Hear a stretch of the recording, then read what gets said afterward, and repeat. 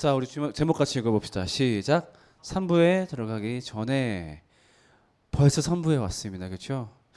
사실은 그 산문이 86문이에요. 그 3부 첫 문이 엄청 건너뛰었죠. 그러니까 중간에 있는 내용들이 사소하다 그런 건 아니에요. 이제 중간에 어떤 것들이 있냐면은 그 사도신경을 분석해줘요. 원래 사도신경도 분석해주고 뭐 우리한테 성찬이 어떤 의미인지 굉장히 중요한 내용이 더 있기도 하거든요. 근데 그 모든 것을 가려고 하면은 한 번에 꿰기가 좀 어렵기 때문에 그래서 일단은 라이트하게 한 번에 꿰는 의미에서 좀 중복된다 싶은 내용들을 좀 드러내고서 3부로 한 번에 이제 건너뛰게 되었습니다.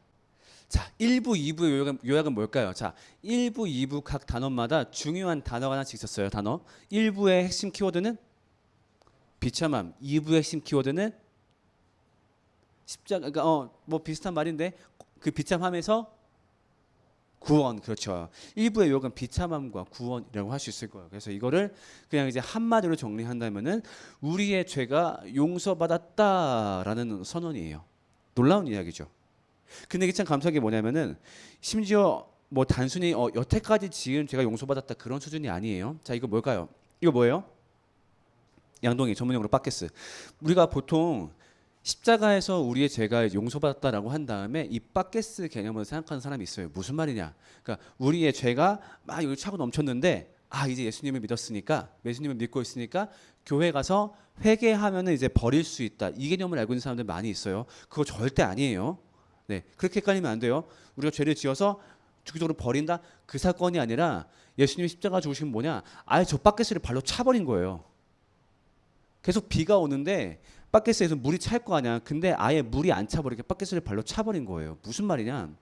우리는 지었던 죄, 짓고 있는 죄뿐만 아니라 지을 죄까지 다 용서받은 거예요. 자, 우리 안에 죄가 자꾸 흘러요, 비처럼. 근데 바켓스가 있으면 여기다 물이 찰 수밖에 없잖아. 근데 예수님이 이걸 다 치워버리신 거야. 야, 니네 걱정 마. 이제 니네 죄 안 쌓여. 왜?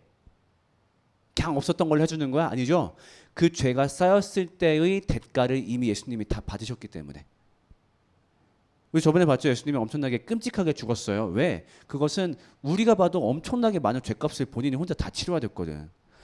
모든 인류의 죄, 그 인류가 과거, 현재, 미래에 짓는 죄값을 이미 예수님이 다 너무너무너무 힘들게 받았기 때문에 걱정 마. 없는 걸 해주는 게 아니라 내가 다 지불했어. 자, 가서 저기 마음껏 먹고 와. 공짜로 먹어도 된다는 얘기가 아니라 내가 돈을 다 냈어. 그런 개념이 바로 예수님의 십자가 사건인 거예요. 자, 엄청나게 놀라운 사건이죠. 자, 그런데 여기까지 듣고 있으면은 필연적으로 어떤 걱정이 들죠. 그게 어떤 걱정일까요? 아, 그치. 그럼 이제 막 살아도 되는 건가? 아니면 기독교인 쟤들 막 살면 어떡하지? 용서받았다는 것 때문에? 사실은 이게 기독교에 대한 대표적인 비난이죠. 사회에서 기독교가 욕먹는 이유가 물론 여러 가지가 있습니다만 교리적으로 욕먹는 이유는 이거예요. 야, 니네 믿으면 구원받는다고? 그래, 그러자 그렇게 막 사냐 자식들아? 나 믿었어. 죄 용서받았어. 이제 막 살아야지. 오예. 그런 행태가 되게 많지요. 좀 되게 만연한 경우도 있죠. 뭐 특히 매체를 통해서 비판받는 부분들이기도 하고, 왜 니네는 교회 가서 용서받았다고 하면 끝이잖아. 이런 식으로. 그러니까 니네 막 죄 막 짓고 거기에 대한 책임감도 없잖아. 그리고 니네끼리, 심지어 이건 기독교 내부에서도 있는 비판인데, 니네는 믿었다고, 믿음으로 구원받는다고 얘기하니까 구원받은 다음에 너네 세상 신경도 안 쓰잖아. 세상에서 누가 고통받든 이웃이 어떻게 되고 있든 신경 안 쓰는데 니네는 구원받았으니까. 자, 이런 우려가 맞는 걸까요? 틀린 걸까요? 저는요, 이것을 복음에 대한 오해라고 얘기를 하고 싶어요. 미안해. 그렇게 누군가 했다면 걔가 잘못한 거고, 기독교의 복음은 아까 얘기한 거, 와, 우리의 죄가 용서받았어. 여기까지가 복음이 아니에요. 복음이 아니야. 니네 잘못 알고 있는 거야. 기독교의 복음은 뭐냐면은, 자, 우리가 하이델베르크를 요약한다면은, 우리 이렇게 배웠죠? 1부 비참함, 2부 구원. 그러니까 그 복음이란 거는 여기까지 생각하는 사람들이 많아. 여기까지. 우리가 비참하고 죄와 상황 때문에 너무 비참해가지고 드디어 구원 받았다. 여기가 복음이구나. 절대 아닙니다. 성경은 절대 여기서 스톱을 말하고 있지 않아요. 어디까지 얘기해요? 그 후에 3까지 얘기하고 있어요. 그게 바로 3부예요. 감사해. 그러면 니네 앞으로 이렇게 살아야 돼. 감사해 그러니까 막 산다고? 너 그거 절대 아니야. 이제부터 니네는 이러이러하게 살아야 돼. 그게 바로 3부의 이야기고 여기까지가 복음입니다. 자, 따라합시다. 감사함까지가 복음이다. 반대말은 뭐예요? 죄사함까지가 복음이다겠죠? 아닙니다. 다시 한번 그 풀 문장으로 감사함 시작. 감사함까지가 복음이다. 네, 이거 잊으시면 안 돼요. 자, 그렇다면요. 우리가 이제 감사하다면 어떻게 살아야 될까? 예수님이 가장 큰 원칙을 주십니다. 그럼 우리 어떻게 살아야 돼요? 이제 니네 율법 지키지 않아도 돼. 아, 정말요? 그럼 이제 우리 어떻게 살아야 돼요? 예수님이 요한복음에서 제자들과 마지막 식사하는 자리에서 이걸 얘기합니다. 자, 어떤 타이밍이냐면요. 예수님을 배신한 제자 누구죠? 가룟 유다. 이 녀석이 배신한 마음을 잔뜩 품고 있을 때 예수님은 그걸 아시고 이 친구를 보내죠. 주면서 자, 가서 네 할 일 해 이제. 이제 그러면서 예수님이 이제 하늘로 올라가실 준비를 합니다. 그러면서 이제 이 친구들은 여기 남아야 되겠죠. 그래서 이 친구들에게 마지막 당부의 말씀을 합니다. 다 같이 읽어볼게요. 시작. 주노니 서로 사랑하라. 내가 너희를 사랑한 것 같이 너희도 서로 사랑하라. 뭐 하라고요? 서로 사랑하라. 네.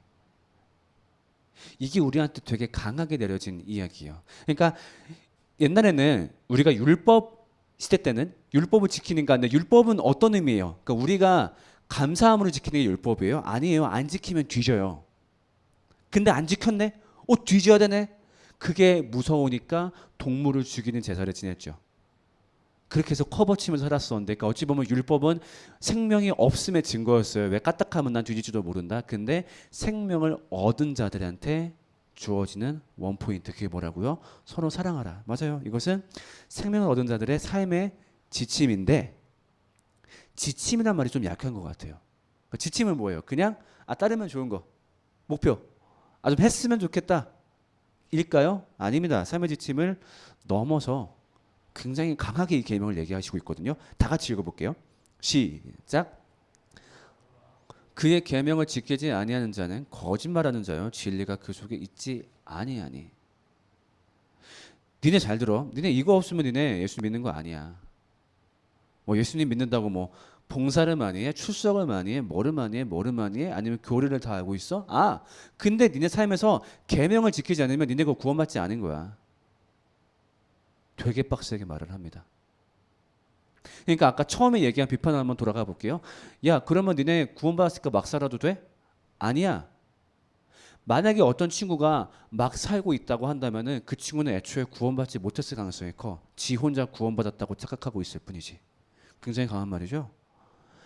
그러니까 계명은 곧 우리의 구원의 증거라는 얘기예요. 니네가 구원받았다면 이 계명이 안에서 꼽힐 수밖에 없어. 그게 뭐라고? 서로 사랑하는 거. 근데 이게 없어? 미안하지만 어쩌면 너는 구원받는 친구가 아닐지도 몰라. 만만한 강도의 이야기가 아니죠. 자, 그렇다면은 이 계명을 지킬 수 있는 원동력은 뭘까요? 어떤 것 때문에 지킬 수 있어? 그러니까 율법 때처럼 이씨 안 지키면 뒤져. 이게 아니죠. 자, 이거 한번 다 같이 읽어봅시다. 시작. 너희가 나를 사랑하면 나의 계명을 지키리라. 니네가 지킬 수 있어. 나를 사랑한다면 이거 할 수밖에 없어. 그러니까 이거를 지켜야 그래도 그리스도인 자격이 유지가 되지, 아니면 엄마한테 혼이 안 나지, 아니면 뭐 교회 망신 안 시키지, 이런 개념이 아니라 네가 나한테 감사해? 그럼 너 이거 할 수밖에 없을걸? 우리 한번 상황을 가정해 보자고. 우리가 뭐 예를 들면 군대에서 포 쏘고 있는데, 내가 사실 정확하게 우리 포가 어떻게 작용하는지 모르겠어. 나도 발사한 걸 못 봐가지고. 그래서 예를 들면은 뭐 포 빨리 그 자리에서 물러났어야 되는데 안 물러나가지고 누가 나를 펑 밀치고 대신 그 반동을 턱 맞았어. 그래서 여기가 다 갈비뼈가 나갔어. 근데 그 사람이 살았어, 다행히. 가보겠지, 양주 국군병원에 가가지고 김 원장님 할 거냐. 근데 이 사람이 눈 딱 뜬 거야. 괜찮으십니까? 왔구나. 제가 어떻게 드려야 될까요? 내가 뭘 해드려야 될지 모르겠는데 너무 감사해요. 근데 그 김영재가 딱 한마디 하는 거야. 나한테 고마우면은 나한테 뭘 할 생각하지 말고 앞으로는 포대원하고 싸우지 말아줘. 얄밉고 그런 애들 있을 거 아니야. 근데 내가 너를 위해서 이렇게 해줬으니까 감사한다면 너도 좀 그렇게 해주면 좋겠다. 앞으로 그 사람 삶이 어떻게 될까요? 바뀌겠죠. 절대 예전과 같지 않겠죠. 왜? 감사하니까. 근데 그 너무 감사한 사람이 나한테 그거 딱 하나 부탁했거든. 이전까지 걱정했어. 막 갔는데 나보고 막 병원비 물라 그러면 어떡하지? 뭐 나한테 소송 건다 그러면 어떡하지? 막 걱정하면서 갔는데 너무 심플한 거 하나 부탁하는 거야. 야, 서로 사랑해줘. 내가 이거 딱 하나만 부탁할게. 예수님의 구원도 마찬가지인 것 같아요. 예수님이 신이야. 근데 나를 위해 찢겼대. 나 같은 쓰레기를 위해서. 그래서 그좀 예수님 도대체 나한테 뭘 요구하려나? 막 더더더 떠면서 나간 거야. 도대체 나한테 뭘 요구할 셈이지? 딱 하나. 야, 딴 거 필요 없고 서로 사랑해. 나를 사랑한다면 서로 사랑해줘. 이것이 바로 우리에게 주어진 새 계명입니다. 그래서 새 계명을요 두 가지로 요약할 수 있을 거예요. 첫 번째, 어떤 사랑을 아는 것? 하나님 사랑을 아는 것. 그렇죠? 그러니까 방금 봤지만 하나님 사랑에 대해서 감사하는 게 원동력이라고 그랬어요. 그 원동력을 얻으려면은 하나님 사랑을 알아야 되겠죠. 네. 우리가 하나님을 사랑하는 게 아니에요. 자, 요한일서 나옵니다. 사랑이 여기 있으니 우리가 하나님을 사랑한 것이 아니요 하나님이 우리를 사랑하사 그 독생자를 주신 것이라. 아, 이거 알아야지. 그렇지? 이걸 알려고 노력하고 그 다음에 핵심 우리가 이제 뭘 한다고 이제 알았으니까 이웃을 사랑하기. 자, 이 이야기 앞으로 정말로 귀가 문드러질 때까지 들을 겁니다. 다 같이 읽어봅시다. 시작. 하나님 사랑을 알고 이웃을 사랑하기. 두 번만 더. 시작. 하나님 사랑을 알고 이웃을 사랑하기. 하나님 사랑을 알고 이웃을 사랑하기. 네, 이게 바로 우리한테 주어진 새 계명이에요. 이것은 이 두 가지는 아까 이야기했지만은 구원받은 크리스찬의 증거입니다. 구원받은 사람의 증거. 그렇기 때문에 크리스찬임을 확인하는 방법은 뭘까요? 심플합니다. 저게 있는지 없는지 확인하면 돼요. 여러분들 가끔 가다가 왜 어떤 연예인이 기독교인이다 했을 거 보잖아요. 그렇죠? 특히 언제 가장 많이 보나요? 저 연예인 기독교인이었네. 이걸 가장 많이 확인하는 때가 언제예요? 연말 시상식 때 올라가지고 하나님께 감사드립니다. 자, 이런 말 하죠. 별로 흥분하지 마세요. 그거 별로 큰 말 아니에요. 그 말에 함유하고 있는 말은 정말 별거 안 돼요. 아니면은 뭐, 어떤 가수가 그냥 일반 팝 가수인 줄 알았는데 이번에 CCM을 불렀어. 한번 부르면은 막 영상 막 돌아요. 뭐 이번에 뭐 G.O.D 김태우를 비난하는 거 아니야. 그 사람 몰라. 어떤 사람인지 몰라. 뭐 김태우가 뭐 CCM 불렀대. 뭐 나얼이 불렀대. 누가 불렀대. 김범수가 불렀대. 마치 이제 아이고 황송하게도 이런 음악을 불러주시다니 막 느낌으로 돌아요. 그거 별거 의미 아니에요. 그냥 어찌 보면 되게 심플한 마음일지도 몰라요. 그냥 나랑 같은 고등학교 나왔대, 같은 고향이래. 딱 그 정도까지예요. 그 사람이 진짜 기독교인인지는 몰라요. 우리가 얼마나 많이 봐요. 누가 기독교인이래 가지고 막 되게 좀 좋아했었는데 뒷공문이 봤더니 알고 봤더니 계속 뇌물 어떻게 했고 아니면 마약 아니면 술자리에서 막 얘기도 들리거든요. 그거 별로 큰 의미 아니에요. 제가 한 2년 정도, 1년 반에서 2년 정도 국회 조창기도회에서 반주를 했어요. 그게 뭐냐면은 세 달에 한 번씩 그 국회에서 조창기도회를 해요. 조창기도회를 하면은 이제 크리스찬 국회의원들이 모여서 같이 기도회를 하는 거거든요. 거기서 반주를 해요. 거기에 크리스찬이라고 하는 국회의원들이 많이 와 있어요. 감사할까요? 흥분될까요? 전혀 흥분 안 돼요. 저렇게 많은 국회의원들이 하나님을 믿는 사람들이라니. 진짜 이 사람들은 달래겠지. 뭔 소리? 거기 있었던 멤버 바로 그 리스트에 올랐던 사람, 그리고 바로 뇌물 수수 혐의로 나가게 되고, 얼마나 그 얘기 더 해볼 걸. 얼마나 웃긴지. 업로드도 되겠지? 난 쩔인데 얼마나 웃긴지 알아? 그 조창기도회 때 그때 당시 이제 그 3당이 강세였을 때인데 그때 새누리당, 민주당, 국민의당 셋이 셌을 때 그럼 보통 대표기도를 이 세 당한테 다 시켜요. 각 당의 대표가 올라와서 그 대표기도를 하는 거야. 그러니까 이미 기도하는 것 자체를 권력으로 알고 있는 거지. 그것까지 그러려니 올라와 그러면은 기도로 서로 당을 까는 거야. 예를 들면 그때가 언제였냐면은 그 모 당에서 어떤 사람이 만약에 내 말에 거짓이 있으면은 할복으로 나의 거짓이 아님을 증명하겠다. 그런 말을 했었어. 그러니까 그 해당 당이 올라가지고 하나님 이 나라를 지키시는 그 총리님의 말씀을 들으사 그 생명도 아끼지 않으시는 그 아름다운 도와주시고 내려가. 그러면은 그 반대땅이 올라와. 그 다음 기도할 때 자신에게 주어진 생명을 함부로 하는 그 교만함을 아버지 응징하여 주시고. 웃기고들 있어요. 그 사람들 거기 왜 올까요? 그게 자신의 아다리와 맞기 때문이에요. 나는 교회를 다니요, 난 크리스찬이요, 이렇게 하는 것이 더 유리하기 때문에. 어쩌면 뭐 그런 계산이 없을지라도 그냥 착각하는 걸지도 모르죠. 나는 교회 다니니까 난 크리스찬이야. No. 크리스찬의 증거는 뭐라고요? 아까 얘기했던 세계명. 세계명이 그 사람 안에 있느냐. 이 사람이, 우리 세계명 다시 한번 볼까요? 이 사람이 정말로 하나님 사랑을 더 알려고 노력하는가? 그래서 그 알았던 것을 기반으로 이 사람이 이웃을 사랑하려고 하는가? 이것이 없다라고 한다면 그 사람 크리스찬으로 볼 수 없다는 얘기예요. 그리고 나아가서 우리가 지금 남 얘기하느라 재밌었죠? 남 욕하느라. 우리한테도 보자고요.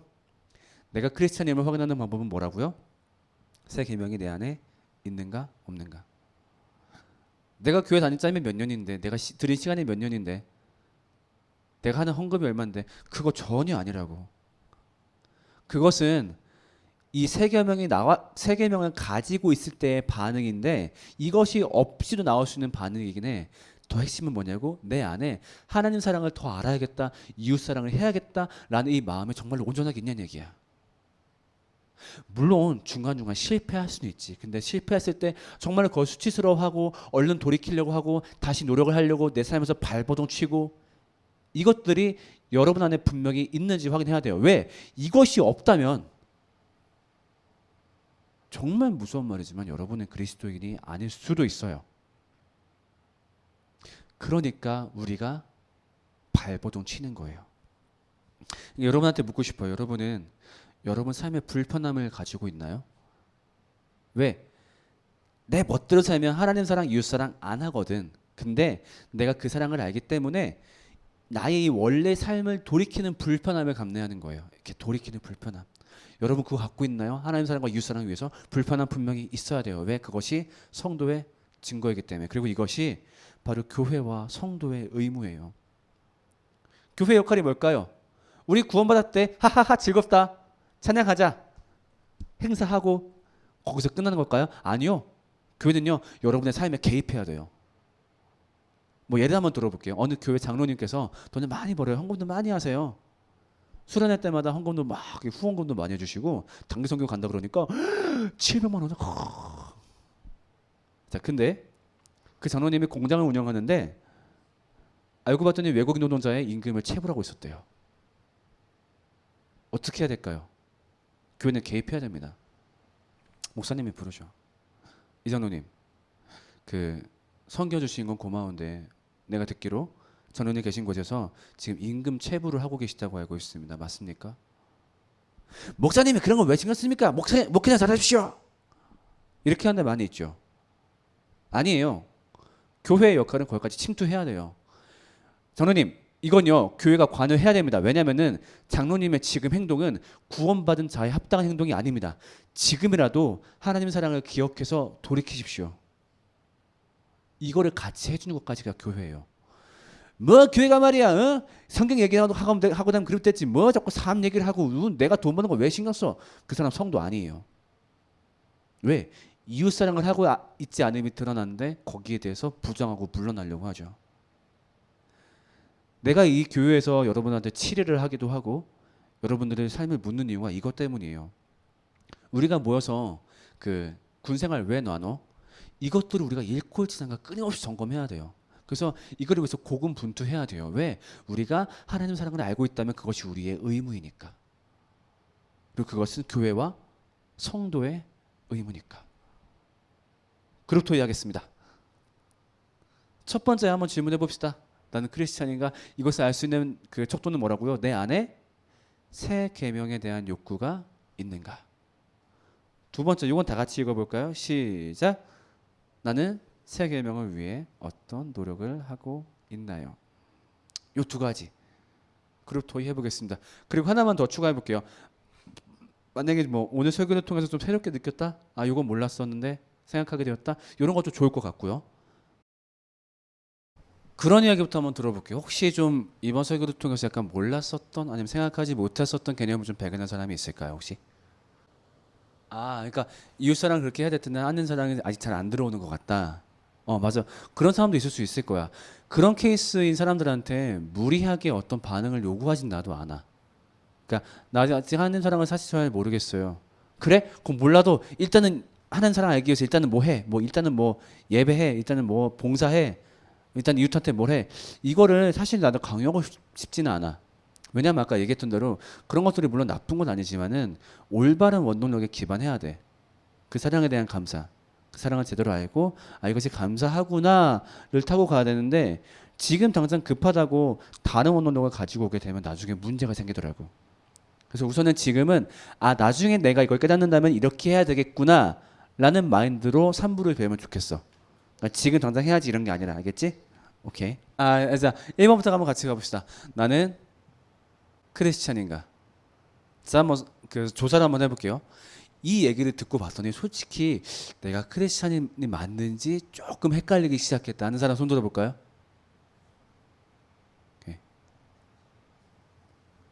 오케이, 오케이, 괜찮아, 괜찮아. 한번 얘기해볼까? 오케이, 내리고. 명훈이. 오케이. 그러니까 내가 구원받았는지도 사실 잘 모르겠었었는데, 그러니까 그 개념은 알고 있죠. 그러니까 우리가 구원받았는지에 대한 확신은 뭐라고? 나는 구원받을 거야. 이런 스스로 자기 확신이 아니에요. 우리 그동안 얘기했던 나의 비참함과 예수님의 구원에 대해서 감사를 느낀다면 그것은 구원의 증거가 될 수 있어요. 그런데 자 이것들을 세 계명을 떠올릴 때, 자 물론 내 안에 지금도 남아 있는 기초적인 바탕은 이웃 사랑이에요. 이웃 증오예요. 이웃 증오예요. 맞아요. 우리한테 그게 먼저 떠올라요. 하나님 사랑이에요. 하나님 외면이에요. 하나님 외면이에요. 맞아. 이게 기본 베이스야. 그건 나도 마찬가지고. 근데 거기서 이러면 안 되지. 내 안에 돌리려고 하는 거기에 동의가 되고 그 의지가 있는가? 그거예요. 그러니까 이 질문이 그러니까 위험하면서도 너무 과하게 보지 말아야 될 것인 게, 너 이 새끼 구원받았으면 임마 네가 죄 지을 리가 없어. 너 죄지어? 너 무조건 죄 뭐야 구원 못 받은 거야. 이렇게 얘기하는 분들도 있어요. 그거 아니에요. 그거를 이제 우리가 이제 완전 성화라고 하는데, 우리는 이 땅에서 완전 성화가 불가능해요. 그러니까 성화 거룩하게 되기 위해서 노력하는 것뿐이지 완전 성화는 예수님이 재림하셨을 때 그때 완전 성화지 그 전까지 어차피 완전 성화가 안 돼요. 그러니까 여전히 우리는 마음에 기울어져 있어요. 그런데 이제는 하나님 사랑이라는 원동력으로 이거를 역방향으로 밀어올릴 수 있는 의지와 힘을 갖게 된 거예요. 근데도 여전히 내 죄가 남아 있다고 나는 아닌가 봐. 왜 그러면 죄가 아주 없어질 것 같았어? 아니야. 이거를 가진 채로 싸워 나가는 거지. 자, 이 개념으로 다시 한번 손 들어 봅시다. 나는 내가 크리스찬이 맞는지 좀 의심스럽다. 손. 범진이 한번 얘기해 볼까? 그러니까 실상은 네 안에 있는 어떤 이웃 사랑보다 이웃 증오를 너무 많이 발견하게 되다 보니까 아니지 않을까? 그렇다면은 오늘 이 이야기를 듣고 진짜로는 이제는 그렇게 해야 되겠구나. 나 이대로 살면 안 되겠구나. 라는 생각이 드니? 그리고 그렇게 해야 할 의지가 생기니? 진짜 이제부터는 이렇게 해야겠다라는 구체적인 의지가 생기니?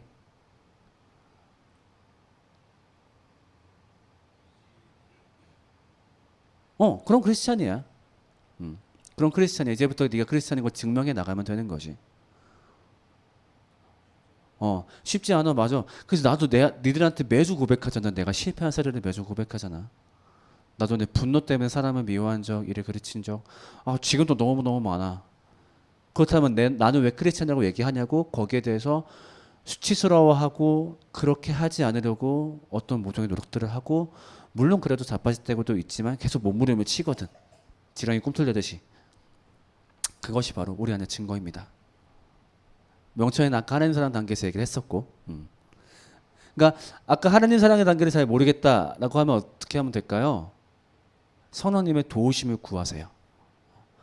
기도로 성령님께 도우심을 구하세요. 이 이야기가 정말로 나의 이야기, 이 구원의 값진 이야기가 나를 살린 이야기로 다가오면 좋겠습니다. 나는 내가 이것을 더욱 알려고 노력할 테니 이걸로 완성되는 것이 아님을 알고 있기에, 결국 완성은 성령님의 도우심을 알고 있기에 성령님 제 마음을 도와주셔서 이 이야기가 정말로 저에게 감동으로 다가오게 도와주세요 라고 기도하면 됩니다. 분명히 구하는 자에게 성령을 주신다고 했으니까. 그러니까 내 안에 있는 구원의 확신이나 아니면 거기에 대한 열매가 사실은 거짓이면 어떡하지라는 얘기지. 그러니까 구원의 확신이 아까 이야기한 것처럼 그냥 나 스스로의 확신. 나는 구원받을 것 같아. 응, 이건 아니야. 이건 구라야. 근데 그건 확신이 아니라 아까 이야기했던 정말로 그 2000년 전에 중동에서 발생했던 그 남자의 죽음이 나에게 필요했고 나를 살렸고 이루 설명할 수 없지만은 그것이 나한테 감동으로 다가온다 라고 한다면은 그것은 구원의 확신이 잘못된 게 아니야. 그리고 아까 얘기했던 이 세 계명에 대한 의지가 분명히 내 안에 내재한다 그러면. 근데 물론 이제 다른 사람을 봤을 때 저 사람이 아닌 것 같은데 라는 케이스도 보일 거야. 근데 그런 케이스는 둘 중에 하나야. 첫 번째, 이 사람이 구원받은 성도는 맞는데 잠깐 넘어진 케이스일 수도 있고, 아니면 진짜로 우리가 생각하는 대로 진짜로 아직까지 구원 안 받은 케이스일 수도 있고. 그러니까 이웃사랑을 하지 않고 하나님 사랑을 알려고 노력하지 않으면서 아무런 죄책감도 느끼지 못하는 것이 그런 거일 수도 있겠죠. 근데 그건 우리는 알 수 없다. 잠깐 진 건지 아니면 영속적으로 그렇게 하는 건지. 근데 예를 들면 진짜 그건 맞겠죠. 아까 내가 그 임금체물 얘기한 것처럼 정말로 문제가 명확하고 본인이 깨닫게 옆에서 권면까지 했는데 거부한다? 그 사람은 진짜 내가 봤을 때 구원받은 사람 아니야. 내 생각엔 그렇습니다. 네. 자, 다음 두 번째. 나는 세 계명을 위해서 어떤 노력을 하고 있나요? 상현아. 나의 삶의 순간에서 예수님이라면 어떻게 했을까를 늘 떠올린다. 말하거나 행동하기 전에 먼저 생각한다. 그렇지. 결국 이게 아까 말한 불편함이겠죠. 이 불편함 반드시 있어야 됩니다, 여러분. 그리고 이것을 혼자 하려면 힘들어요.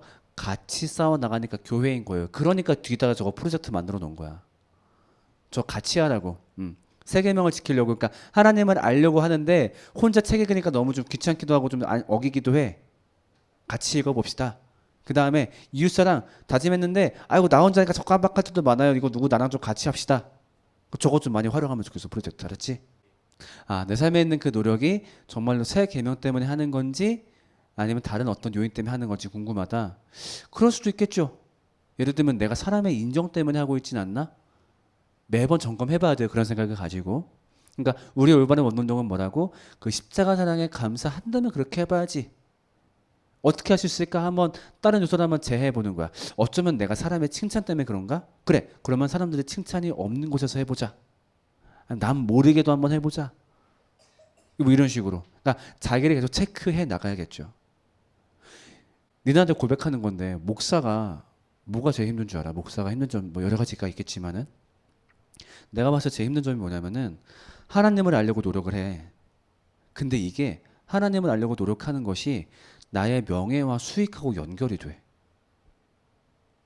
그렇다 보니까 이게 내가 정말로 하나님을 사랑해서 하는 건지 아니면 그냥 나의 영달을 위해서 하는 건지 되게 헷갈려. 하지 마. 다시 한번. 무슨 말인지 알겠지? 그러니까 예를 들면 니네가 갈라디아서를 연구한다고 쳐보자. 니네가 그걸로 예를 들면 어디에 갑자기 뭐 초청을 받을 수 있어? 책을 낼 거야? 아니잖아. 진짜 알고 싶으니까 하는 거잖아. 근데 나는 그런 거 다르지.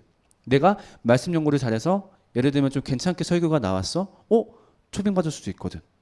아니면 청빙 받을 수도 있거든. 아니면 책으로 나왔을 때? 하다 보니까 나 스스로도 너무너무 헷갈릴 때가 많아. 결국 평생 그 싸움을 하는 것 같아. 하나님 저는 이것을 왜 하고 있나요? 저의 순수한 마음만 남기를 바랍니다. 왜? 순수한 마음이 아니면은 정말 하나님한테 이용만 받고 벌어질 수도 있거든.